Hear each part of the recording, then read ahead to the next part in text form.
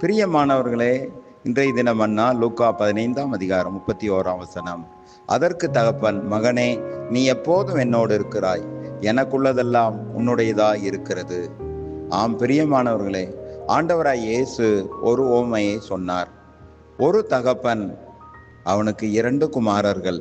மூத்த மகன் மணியான முத்து, இளைய மகன் ஊதாரி, தேராத நெத்து, தீராத மலையினிலே கரையேறும் வித்து. இளைய மகன் அப்பாவுடைய ஆஸ்தியை கேட்டு பெற்றுக்கொண்டு தூரதேசத்திற்கு கடந்து போனான். துன்மார்க்கமாய் நடந்து எல்லாவற்றையும் செலவழித்து போட்டான். புத்தி தெளிந்தபோது தகப்பனிடத்தில் மீண்டும் திரும்பி வந்தான். மன்னிப்பு கேட்டான். இரக்கம் நிறைந்த தகப்பனும் அவனை ஏற்றுக்கொண்டு அவனுக்காக பெரிய விருந்து செய்தார். ஆனால் மூத்த மகன் இதை ஜீரணிக்க கூடாதவனாய் இருந்தான்.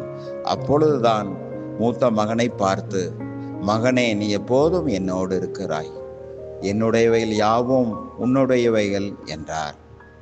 ஆம், அவரோடு கூட இருக்கிறவர்கள் அழைக்கப்பட்டவர்களும் தெரிந்து கொள்ளப்பட்டவர்களும் உண்மை உள்ளவர்களுமாய் இருக்கிறார்கள் என்ற வேத வசனம் மாறாதது.